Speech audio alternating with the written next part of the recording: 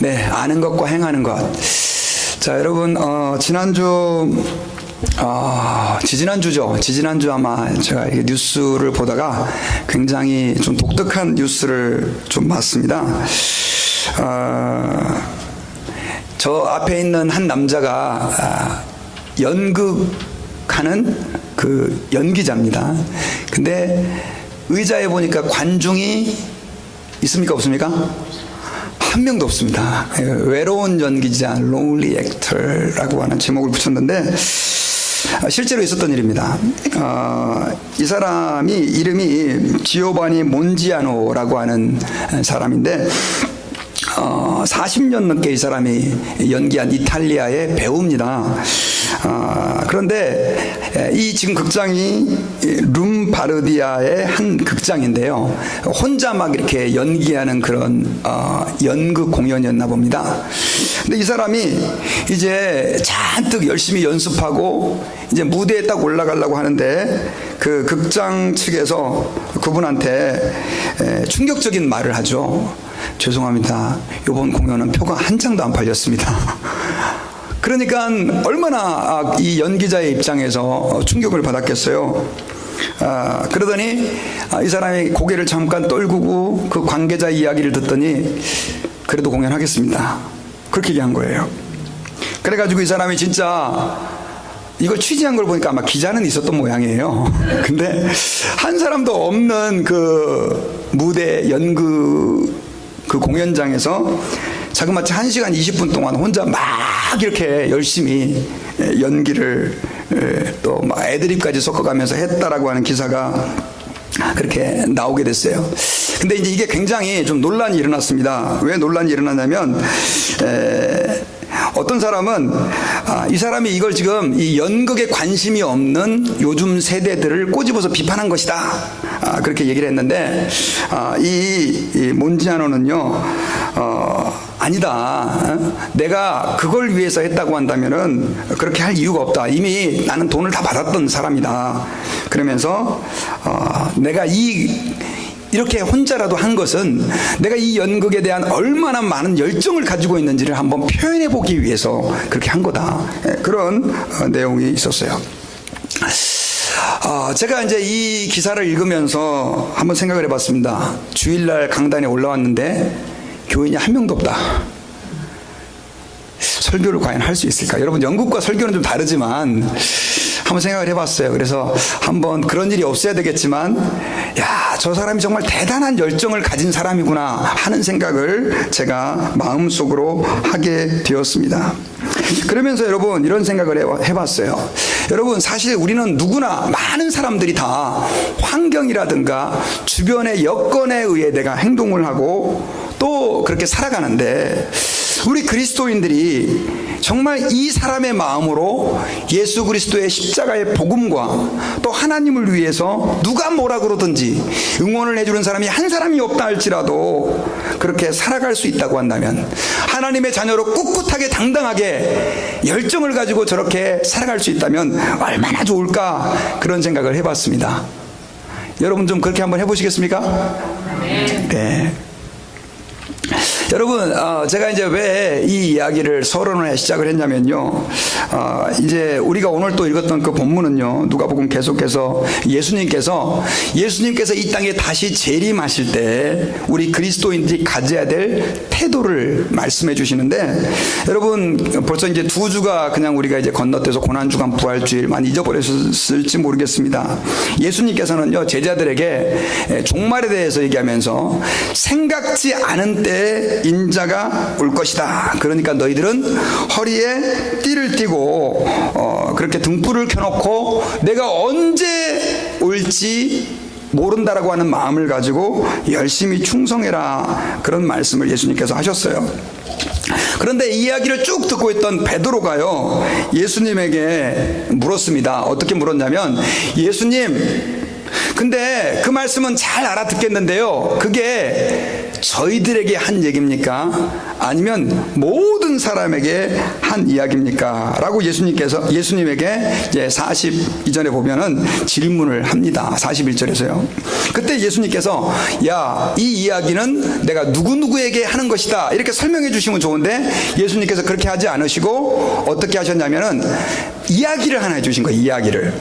그 이야기의 내용이 오늘 본문에 나오는 내용인데요. 이 이야기에는 누가 등장하냐면요. 청지기가 나옵니다. 청지기는 여러분 제일 이해하기 쉬운 단어는 오늘날로 말하면 매니저라고 할 수 있어요. 매니저. 여러분 옛날에 그 집에는 보면 항상 그 집에 그 집안을 총 책임지는 뭐라고 하죠? 한국말로는 지배인이라고 하는 그런 사람이 있었죠. 매니저. 여러분 비즈니스도 조금만 크면 이제 매니저를 둬서 주인이 그 사람에게 많은 권한을 위임하고 심지어 직원도 뽑을 수 있게 하고 월급도 나눠줄 수 있게 하고 이런 권한까지 주잖아요. 옛날 집들이 그런 집들이 많이 있었습니다. 그래가지고 그 매니저 얘기를 하는데 예수님께서 두 종류의 그 청지기를 얘기해 줘요. 한 청지기는요, 마찬가지로 주인이 지난번에는 결혼식 때문에 멀리 출타를 했다고 말씀드렸지 않습니까? 주인이 결혼하기 위해서가 아니라 아마도 결혼잔치가 보통 이스라엘은 며칠 동안 진행된다고요? 7일 동안. 그러다 보니까 이제 오랜 동안 이렇게 집을 비우게 되는데 주인이 그 모든 주인이 해야 될 일들을 이제 누구한테 맡깁니까? 그 청지기 매니저한테 이제 맡기고 가는 거죠. 근데 예수님께서 첫 번째로 언급한 그 청지기는요, 굉장히 착해요. 그래가지고 여러분 주인이 만약에 결혼식 가면은 이틀 만에 올 수도 있고 3일 만에 올 수도 있잖아요. 그리고 맥시멈 며칠까지 한 7일까지도 이렇게 걸릴 수 있다고 그랬는데 이 청지기는 주인이 언제 올지를 모르는 마음으로 그 전에 이야기에서는 등불을 켜놓고 그 다음에 허리에 띠를 띠고 주인을 기다렸는데 이제 이 종은요 특별히 아마도 음식을 이렇게 그러니까 나누어주는 역할을 했던 그 매니저였던 것 같습니다. 그 다른 많은 그 일꾼들 종들에게 음식도 잘 나눠주고 그 다음에 성실하게 말 그대로 자기의 본분을 다 하고 있었던 거예요. 그러면서 예수님께서 이렇게 얘기하죠. 그 청지기는 어떻게 될 것이냐? 주인이 돌아와서 너무 기뻐해가지고 주인의 모든 소유를 다 맡길 것이다. 이렇게 얘기를 해줘요. 그러면서 또 한 명의 청지기 얘기를 해줘요. 근데 이 청지기는 어떤 청지기냐? 아마도 이 청지기가 그런데 좀 이렇게 나태한 마음을 먹어가지고 아유 주인이 뭐 금방 오겠나. 옛날에도 뭐 보통 가면 한 적어도 일주일씩은 있다 왔는데 뭐 이번이라고 별다르겠어. 그러면서 그동안에 사실은 자기를 좀 이렇게 괴롭히고 말도 안 들었던 그 종들이 또 있을 거 아니에요. 그러니까 그 종들을 어떻게 해요? 불러다가 너 일로 와. 그래가지고 막 패는 거예요 이제. 왜냐면 그 사람들 어쩔 수가 없잖아요. 힘이 없으니까. 때리고 그 다음에 어떻게 해요? 야, 주인도 없으니까 이제 누구 세상이다? 내 세상. 여러분, 저기 미국 애들이 엄마 아빠 없잖아요. 그러면 친구들 불러갖고 막 파티하고 막 난리치고 막 그러잖아요. 막 술 먹고 막 애들 마약하고. 그런 것처럼 이 종이 야, 이제 살판 났다. 그래가지고 막 주변에 친구들 다 불러 모아갖고 술 파티도 벌리고 먹고 마시고 붓고 막 이렇게 하는 거예요. 근데 주인이 일주일 뒤에 올 줄 알았는데 어떻게 해요? 갑자기 들이닥친 거예요. 술 취해가지고 철퍼덕 이러고 있고 집안은 다 온 난리가 돼 있고 막 종들은 막 얻어 터져갖고 막 이게 눈이 밤탱이가 돼가지고 이러고 있는데 주인이 보니까 얼마나 기가 막혀요. 성경에서는 그 종에 대해서 예수님께서 어떻게 하신다고 되어 있습니까? 많이 맞을 것이고, 그리고 여러분 원어 성경을 이렇게 보면요, 믿지 않는 사람들이 던져지는 곳, 그러니까 쉽게 말하면 신실하지 않은 자들이 받는, 이거 여러분 지옥이에요. 지옥. 그런 곳으로 아예 던져질 것이다, 이런 말씀을 예수님께서 해주셨어요. 근데 여러분, 제가 여러분들에게 한번 질문을 해볼게요. 예수님, 그 허리에 띠를 띠고 등불을 켜고 깨어 있어야 된다라고 하는 그 말씀이 우리에게 해당되는 얘기입니까? 아니면 모든 사람에게 해당되는 얘기입니까? 그랬더니 예수님께서 지금 뭔 대답을 하셨어요? 대답이 돼야 안 돼요? 졸리시나요? 제가 그랬잖아요. 졸리면 전 설교하기가 힘들다고요. 예. 제가 10분 전까지는 이 설교가 시작이 되고 10분이 지나서 조는 건 제 책임이지만 10분이 안 됐을 때 조는 건 여러분들 책임이에요. 여러분들 깨어 있어야 돼요. 예수님도 그랬잖아요. 깨어 있어라. 할렐루야. 예, 깨어 있어야 돼요. 예, 피곤하시지만 여러분 한 30-40분 말씀 듣는데, 자, 예수님은요, 제가 성경 말씀을 준비하면서 느낀 게 있는데 베드로의 질문에 답변을 안 해주신 거예요. 좀 엉뚱한 얘기만 하신 것 같은 느낌이 드는 거예요. 근데 여러분, 그게 아니에요. 예수님께서는 이 이야기를 통해서 우리에게 굉장히 충격적인 메시지를 주고 계세요. 그게 바로 뭐냐면 47절 말씀이에요. 글씨가 좀 이상하게 보이네요. 자, 예수님께서 47절과 7절에서 이렇게 말씀을 했어요. 주인의 뜻을 알고도 준비하지 아니하고 그 뜻대로 행하지 아니한 종은 많이 맞을 것이요. 이렇게 말씀을 했고요. 48절, 글씨가 왜 이렇게 나옵니까? 네, 제가 읽어드리겠습니다. 알지 못하고 맞을 일을 행한 종은 적게 맞으리라. 물은 많이 받은 자에게는 많이 요구할 것이요 많이 맡은 자에게는 많이 달라 할 것이다.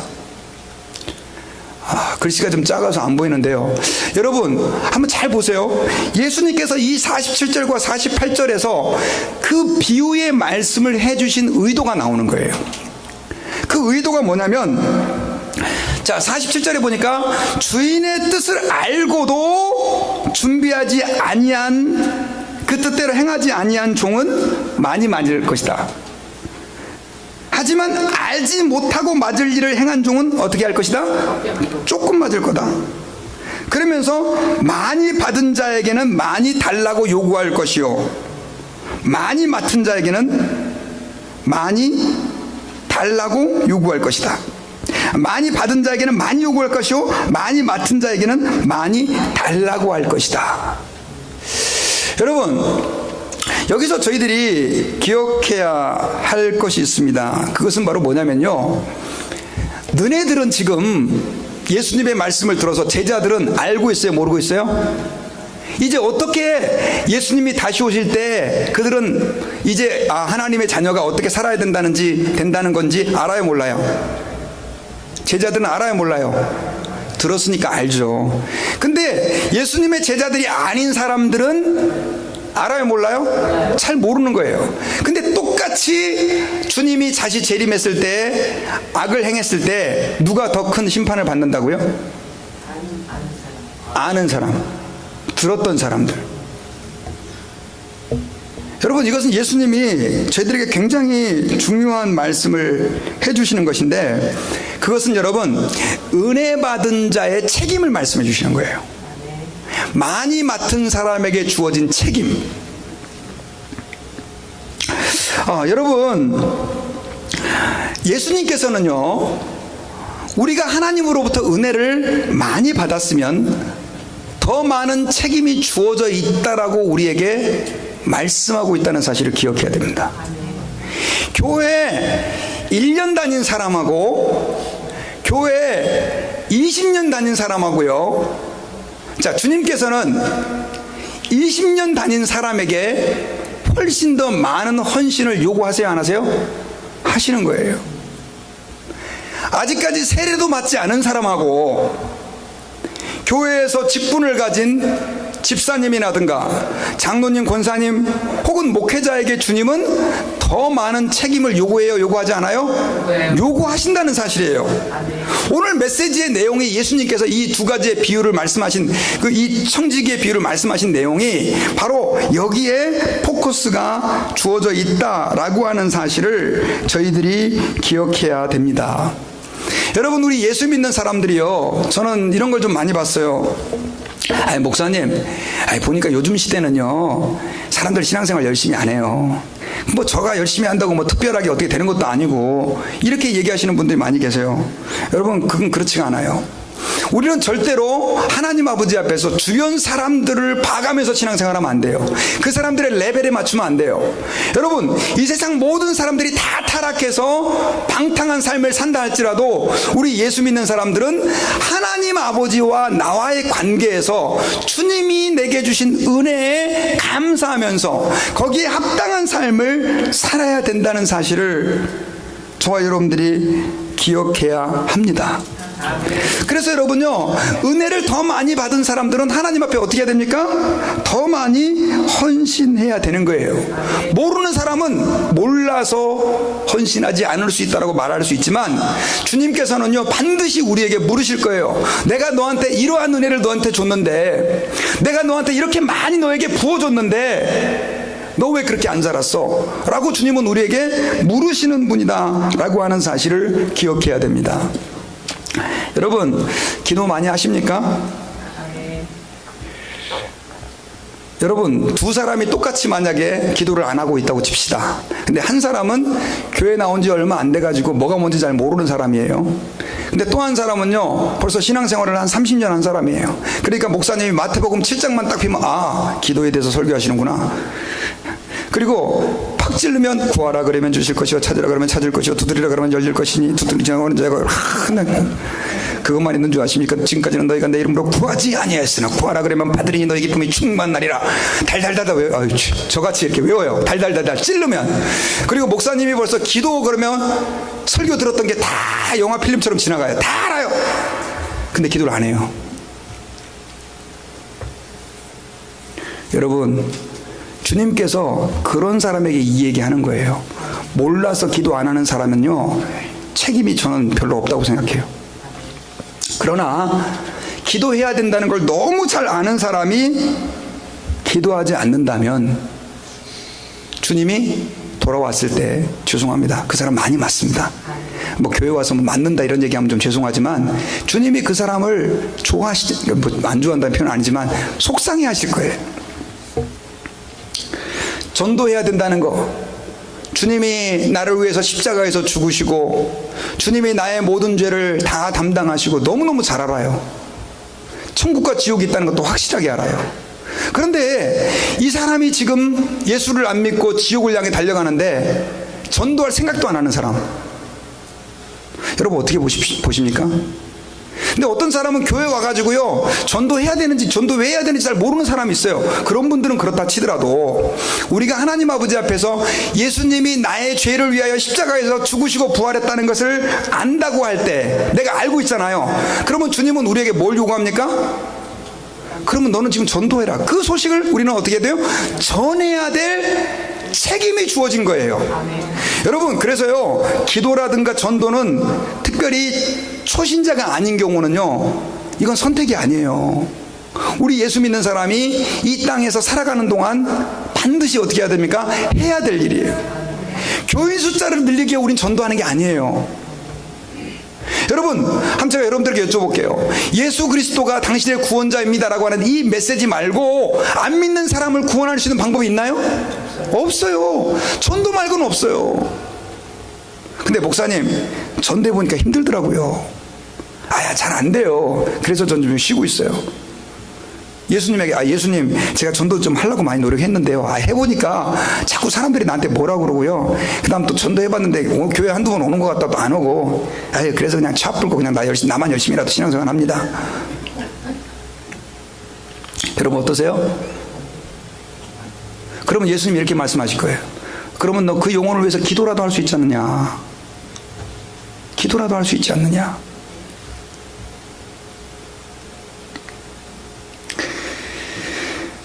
여러분, 제가 여러분들에게 한번 여쭤볼게요. 예수님께서 원수를 사랑하라고 말씀하셨나요? 안 하셨나요? 진짜 하셨어요? 근데요, 교회 안 다니는 사람들은 그걸 잘 몰라요. 예수님이 그렇게 했는지, 그리고 성경 어디 있는지 잘 몰라요. 근데 여러분들은 아시죠? 원수를 사랑해야죠? 알아요. 근데 원수도 아닌데 미워하는 사람 있어, 교회 안에. 목사가 교인을 막 미워해요. 저 교인 때문에 난 진짜 목회 못하겠어. 저 교인 좀 빨리 하나님 데려가 주세요. 막 끊임없이 그 교인을 미워해. 주님 앞에 섰을 때 주님이 뭐라 그러시겠어요? 너 한번 많이 맞아봐라. 그러시지 않겠냐고요. 근데 목사를 꼭 이렇게 얘기를 하고 들어야 여러분들이 좀, 그런 목사님은 이렇게 얘기하실까봐. 교인들도 마찬가지죠, 여러분. 여러분들 사랑해야 되는 거요, 선택이 아니에요. 주님께서 오죽하면 무슨 말씀을 하셨냐면, 내가 너희에게 새 계명을 주노니 어떻게 해라? 사랑하라. 십계명 너네 복잡하지? 다 잊어버려도 괜찮아. 십계명 잘 지키세요. 그러나 잊어버리셔도 괜찮다니까. 한 가지만 기억하면 돼요. 뭘 기억해요? 사랑하라. 근데 죄송한데 모르면 괜찮아요. 모르면 맞긴 맞는데 좀 덜 맞아. 그러나 제 말이 아니에요. 성경에 예수님이 그랬잖아요. 근데 알면서도 어떤 때는 또 교인들에게 딱 가르쳐요. 여러분, 우리 서로 사랑해야 됩니다. 그래놓고 자기가 미워하고 사랑하지 않는 삶을 산다고 했을 때 주님이 어떻게 하시겠어요? 악하고 게으른 종아, 거짓된 이 청지기야, 매니저야, 그렇게 주님께서 말씀하지 않으시겠냐는 것이죠. 그래서 여러분, 저희들은 하나님 아버지 앞에서요, 특별히 은혜 받은 자의 책임, 이거 기억해야 합니다. 여러분, 그래서 우리는 하나님 아버지 앞에서 오늘 이 말씀, 글쎄요, 본문은 내용은 다 기억하지 못하지만 하나님 아버지 앞에 내가 어떤 은혜를 받았는지를 한번 생각해 봐야 돼요. 그리고 여러분, 이것은 조금 더 우리가 이렇게 확장시킬 수가 있어요. 특별히 여러분, 직분을 맡은 사람들, 하나님 아버지 앞에서 탤런트가 많은 사람들. 여러분, 제가 한번 여러분들에게, 저도 지금 목회자잖아요. 혹시 우리 이제 예림이도 여기 있고, 우리 최 목사님 장로, 아버님이 장로님이죠. 예. 저는 부모님이 안 믿는 분이셨어요. 제가 이제 1세대인데 제가 이렇게 생각을 한번 해봤어요. 목회자의 가정에서 자란 자녀들과 혹은 장로님의 가정에서 자란 자녀들과 안 믿는 가정에서 신앙생활 하는 사람에게 주님이 또 똑같이 책임을 요구한다고 했을 때 누구에게 더 많은 걸 요구하실까요? 네? 그렇게 생각하세요? 제가 그걸 깨달은 거예요. 왜냐하면 목회자의 가정에서 자란 아이들은 아기 때부터 계속해서 하나님 말씀을 들었단 말이에요. 배웠단 말이에요. 왜 그렇게 하나님께서 예를 들면 사랑하는 자녀를, 이 세상에 지구 인구가 지금 인구가 70억이니까 35억 가정이 있을 거 아니에요. 30억 가정이 있으면 하나님이 예를 들면 홍길동이를 보내는데 얘를 어느 가정에다 보낼까? A라고 하는 집사 가정에 보낼까? 아니면 안 믿는 집에 보낼까? 아니면 기영렬 목사라고 하는 이 가정에, 믿는 가정에 보낼까? 하나님께서 아마 생각을 하셨을 것 같아요. 그렇죠? 근데 우리를 믿는 가정에 태어나게 했다고 한다면, 믿는 가정에서 자란 사람은 하나님께서 더 많은 책임을 우리에게 요구하실까요? 안 하실까요? 하시죠.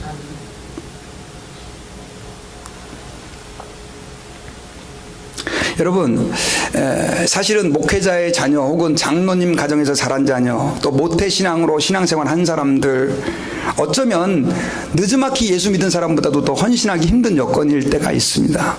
그러나 저는 그렇게 생각하지 않아요. 그 사람들은요, 하나님 아버지 앞에서 기억해야 됩니다. 하나님이 왜 나를 그런 믿음의 가정에 보내주셨는가? 왜 나를 모태신앙인으로 자라게 하셨는가? 그래서 하나님께 어떻게 해야 됩니까? 그분들은 더 많이 어떻게 해야 돼요? 헌신해야 돼요. 더 많이. 근데도 모태신앙인 분들은요, 그렇게 얘기하면, 목사님, 요즘 세대가 어떤데요? 저 교회 나오는 것만 해도 지금 제가 모태신앙이기 때문에 교회 나오는 거지. 지금 딴 애들은 교회도 안 나와요. 목사님 감사한 줄 아세요? 그렇게 생각할 수 있습니까? 없습니까? 그럼 제가 그렇지. 근데 예수님 앞에 서서 그렇게 얘기하면 예수님 뭐라고 그러시겠어요? No. 예수님은 저는 그렇게 말씀하지 않으실 거라고 믿습니다. 아니야, 내가 너를 믿음의 가정에 보냈을 때는 너에게 더 많은 헌신을 기대했기 때문이야, 이렇게 말씀하지 않으셨을까요?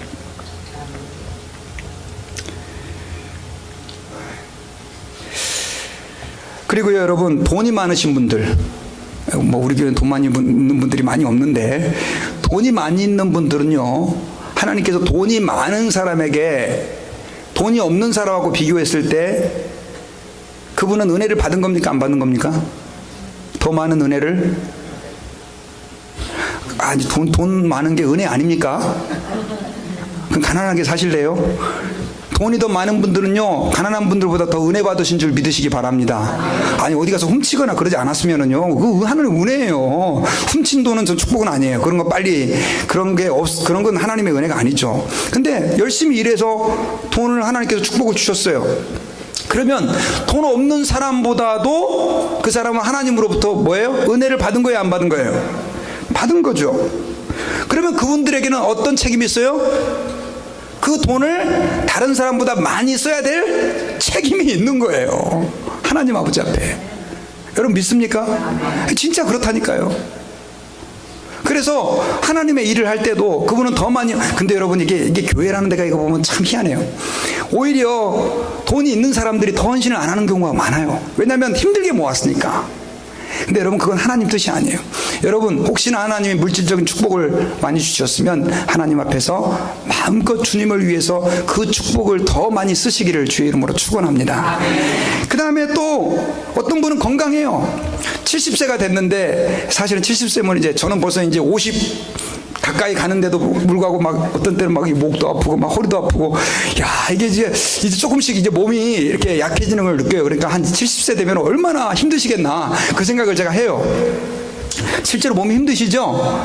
예, 계단 올라가는 것도 힘드실 거예요. 근데 어떤 분은 70세가 됐는데도 30대 같아. 배는 빨래판 복근으로 탁 식스팩이 있고요. 막 몸도 튼튼하고 막. 아니, 목사님 왜 아파요? 지금 제대로 되신 거예요? 막 이러면서 도대체 나는 아픈 사람들 이해 못하겠다고 그런 분들 계셔요. 건강의 축복을 다른 사람보다 더 많이 받은 거예요, 안 받은 거예요? 받은 거죠.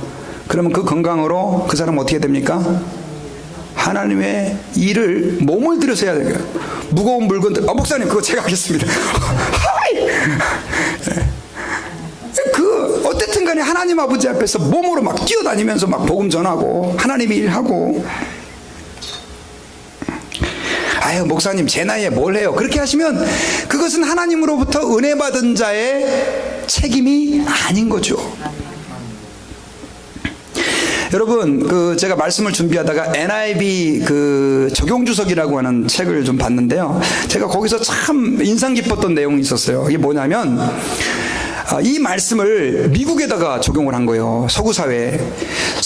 미국은 여러분 지금 세계에서 가장 강력한 나라지 않습니까? 그죠? 돈도 많고 굉장히 강력한 나라인데 국가적으로 적용해가지고 그분이 이런 얘기를 하는 거예요.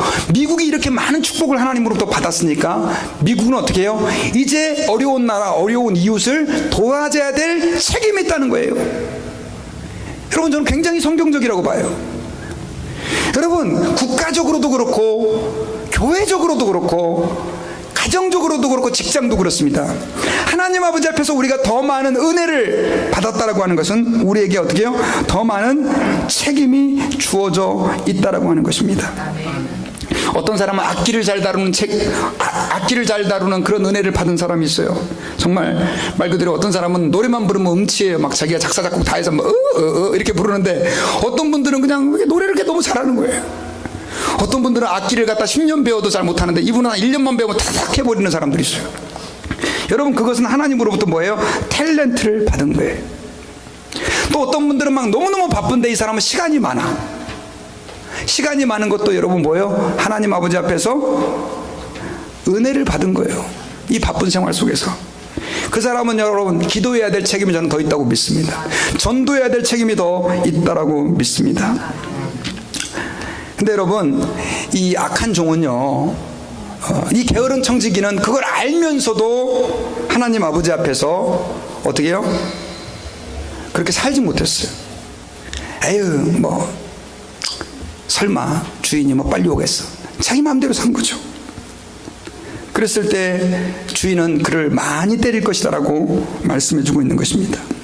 자, 그렇다고 한다면 여러분 이 두 사람의 궁극적인 차이는 뭘까요? 이 청지기, 아까 칭찬을 받은 그 청지기하고 책망을 받은 청지기. 여러분 사실 제가 지금 오늘 이렇게 설교하지만 목사님 말은 맞아 아마 이런 생각이 들 거예요. 근데 우리가 그 말을 들었다 그래서 그렇게 사라집니까? 안 사라집니까? 안 사라지는 거예요. 아마 예배당 문 나가는 순간 아마 또 다 잊어버리는 분도 계실 거예요. 근데 여러분 우리 신앙생활이 그렇게 살면 안 되는 거죠. 그러면 차이는 뭐냐? 그 차이는 바로 경각심이에요. 경각심. awareness. 이 발음도 어려운데. 경각심. 성실한 청지기는요, 언제 주인이 다시 올지 모르니까 잘 준비하자, 이런 마음을 가지고 있었어요.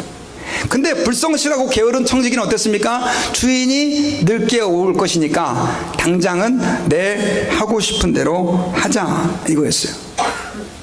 여러분, 하나님 아버지 앞에서요, 게으른 성도들과 아유, 목사님 저렇게 말은 하지만 아유, 예수님이 오시기 얼마 전에 회개하면 되지, 죽기 전에 한 며칠 또 금식도 하고 회개하고 그러고 딱 주님 앞에 가면 되지, 이렇게 생각하는 분들이 혹시 계세요?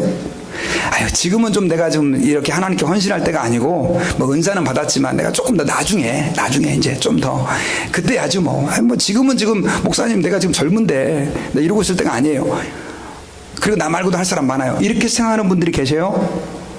여러분, 그것은 게으르고 나태한 생각이에요. 하나님 아버지 앞에서요, 성실한 청지기는 어떤 생각을 가지고 주인을 섬겼냐면, 주인이 언제 올지 모른다라고 하는 경각심. 여러분, 예수님이 언제 재림하시나요? 예? 모른다가 답이죠. 그 말은 1년 안에는 절대 재림 안 하시죠. 내일이라도 하실 수 있습니다. 예수님은요, 지금 주무시고 계시는 분들, 지금 여기 예수님 재림할 수도 있다니까요. 여러분요, 깨세요. 깰 때라. 예수님이 오늘 예배 끝나고 재림할 수 있어요, 여러분요. 아직 결혼 안 하는 그 젊은이들은 결혼하고 나서 재림해 주세요, 뭐 이런 생각들을 가질 수 있을지 모르겠지만, 죄송한데 우리 은석 형제, 주님이 결혼하기 전에, 장가가기 전에 재림할 수도 있어요. 예. 근데 한번 여러분 생각해 보세요. 내가 주님이 정말 언제 재림할지 모른다라고 하는 생각을 가지고, 그리고 설령 주님의 재림이 늦어져도요, 우리가 먼저 주님께 갈 수 있어요, 없어요? 있어요. 주님의 재림은 100년 뒤에 있다 할지라도, 여러분 제가 확실하게 말씀드립니다. 여러분들 100년 안에 다 예수님 보시게 될 겁니다. 그래 안 그래요? 왜냐하면 내가 주님 앞에 가거든요. 근데 문제는 또 내가 언제 갈지를 몰라요. 그러니까 우리는 어떤 마음을 가지고 살아야 되냐면, 주님 앞에 섰을 때 주님이 나를 어떻게 말씀하실 것인가, 이런 마음을 가지고 우리는 신앙생활을 해야 되는 거예요. 이걸 뭐냐면 경각심.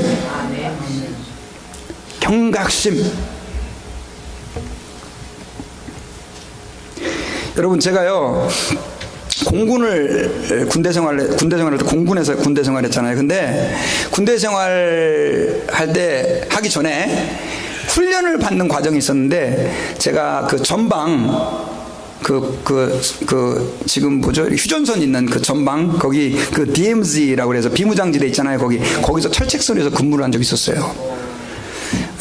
근데 굉장히 어린 나이에 이제 드디어 군복을 입고 총을 들고 또 실탄을 다 받아가지고요, 그게 얼마나 여러분 무서웠겠어요, 어린 나이에. 그래가지고 이제 드디어 이렇게 GOP에 딱 배치가 돼서 근무를 쓰는데, 막 또 이제 막 여러분 거기 보면 이제 혹시 적군이 넘어올까봐요, 막 이렇게 막 온갖 그 무기들이 다 설치가 돼 있는 거예요. 막 근데 또 거기에 갔는데 막 그 고참이, 여기서 이거 뭐 잘못 눌러갖고 죽은 사람이 있다, 뭐 그리고 뭐 저쪽에서 총을 쏜 경우도 있다, 막 이런 얘기를 막 해놓으니까 되게 무서운 거예요. 그래가지고 첫날 밤은요, 진짜 밤에 이제 보통 한 5시 정도 되면 이제 근무를 서로 가거든요. 그래서 이제 한 새벽 이렇게 2교대인가 3교대쯤 기억도 안 나요. 하도 오래돼가지고. 그래서 이제 이렇게 GOP 철책선을 이렇게 근무를 서요. 근데 진짜 너무너무 무서운 거예요. 그리고요, 제가 또 훈련을 받았잖아요. 이렇게 그걸 뭐라 그러냐면 정찰이라 그래가지고요, 이렇게 보는 게 있어요. 그럼 저 멀리서부터 깜깜하지만 이렇게 그냥 보면 이렇게 적군이 안 보이니까 이렇게 보는 게 있어요. 이렇게 딱 그거를. 그러면서 밤에 계속 총을 들고 이렇게 쳐다보고 있었던 게 계속. 그리고 혹시 이게 적군이 나타나면 어떡하지? 막 이런 거 봐. 너무너무 무서워가지고. 알라트죠. 깨어 있었어요. 근데 둘째 날 이제 근무를 또 서로 가는 거예요. 근데 둘째 날은 첫째 날만큼 무서울까요, 안 무서울까요? 첫날 아무 일도 안 일어난 거예요. 그러니까 둘째 날은 좀 덜 무서워요. 뭐 봐도 이렇게 뭐 대충 이제 이렇게 보고 그 다음 또 좀 마음이 좀 편안해지더라고요. 일주일이 지나가니까 여러분요 서서 졸아요. 뭐 큰일 생기겠나. 똑같은 장소에서 어떻게 말하면 저 건너편에 북한군이 있는데 거기서 근무 서는데도 그냥 뭐 이제 뭐 무슨 일이 생기겠나. 여러분, 하나님 아버지 앞에서 나태해진다는 게 뭔지 아세요? 신앙생활의 나태함. 에휴, 뭐 내가 지금 신앙생활 아직 몇 년인데 예수님이 오신 적도 없었고 그 다음 또 오신다고 몇 번 난리도 막 사람들 치는데 에휴, 뭐 오시기는 뭘 오셔. 내가 이제 나중에 지금은 좀 젊으니까 열심히 세상 일 하다가 내가 하고 싶은 거 하다가 나중에 죽기 전에 뭐 주님 앞에 회개하고 가면 되지. 여러분, 그런 마음이에요. 여러분, 두 종의 차이는요, 똑같이 매니저였고 똑같이 청직이었고 어떻게 말하면 똑같이 주인의 뜻을 아는 사람들이었어요. 그런데 한 종은 알고도 안 한 거예요. 알고도 안 한 거예요. 주인이 당장 오시겠나. 요즘에는 하도 종말 가지고 사기치는 사람들이 많아가지고요, 저도 이제 뭐 종말만 얘기 나오면 별로 관심이 없어져요. 하지만 여러분 기억하세요. 성경에서는 그 날과 끝때는 아무도 모른다고 돼 있어요. 우리는 항상 주님 앞에서 내가 설 준비를 하고 살아야 되는 줄 믿습니다. 여러분, 손양원 목사님, 제가 이거 몇 번 얘기한 것 같은데요, 이 경각심을 얘기할 때마다 제가 그분이 생각이 나요. 손양원 목사님은요, 그 나병 환자들을 위해서 사셨고 마지막에는 순교하신 분이시잖아요. 근데 어떻게 그분이 그런 삶을 살 수 있을까? 똑같은 사람인데, 또 저도 똑같은 목사잖아요. 그분도 목사고 저도 목사고, 신학 공부는 아마 제가 더 많이 했을 거예요, 그분보다. 근데 어떻게 그런 삶을 사셨을까 생각을 했는데 문득 그분이 쓴 찬송이 생각이 난 거예요. 그분이 쓴 찬송, 이 노래예요. 낮에나 밤에나 눈물 머금고 내 주님 오시기만 고대합니다. 가실 때 다시 오마 하신 예수님, 오 주여 언제나 오시렵니까. 먼 하늘 이상한 구름만 떠도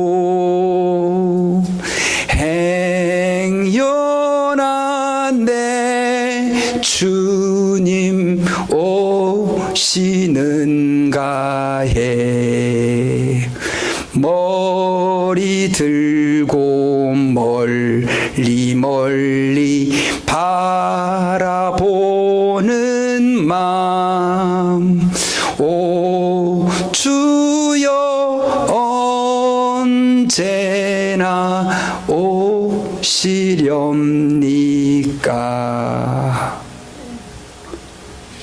그분은 힘든 시대에서 살아셨어요. 하지만 이 가사를 여러분 살펴볼 때 얼마나 이분이 주님을 기다리고 있었는지, 얼마나 주님의 오심을 준비하고 있었는지를 알 수 있잖아요. 네. 저는 그분의 삶을 잘 못 봤어요. 그러나 이 가사 하나에 이게 담겨져 있잖아요. 여러분, 먼 하늘 이상한 구름, 우리 텍사스에 많이 뜨죠? 이런 구름들. 이런 구름 보실 때 혹시 저 사이로 주님 오시는 거 아니야? 이런 생각 하시면서 운전하세요? 야, 멋있네. 아이고, 사진 찍어야 되겠다. 우리 한번 여러분 이 그림 볼 때마다 한번, 글쎄요, 주님이 저렇게 오실지 잘 모르겠어요. 근데 손양원 목사님은 저렇게 무슨 일만 생기면 혹시 주님 오시는 거 아닌가? 벌써 100년 전에 살았던 분이신데, 여러분, 무엇을 위해 사세요? 무엇을 위해 여러분들의 인생을 지금 소비하고 계세요? 주님은 우리 모두가 다 칭찬받는 좋은 청지기가 되기를 원하십니다. 그럼 어떻게 그런 삶을 살 수 있느냐? 답은 하나예요. 주님이 언제 오실지 모른다라고 하는 그런 그 경각심. 주님 앞에 내가 섰을 때 칭찬받아야 되겠다라고 하는 그런 우리의 마음, 준비된 마음. 그렇게 할 때예요, 우리가 하나님 아버지 앞에서 주님이 그 청지기를 칭찬하시고 내가 내 모든 소유를 너에게 맡기겠다, 그런 칭찬이 우리에게 주어질 줄 믿습니다. 같이 기도하겠습니다. 존귀하신 주님, 감사합니다.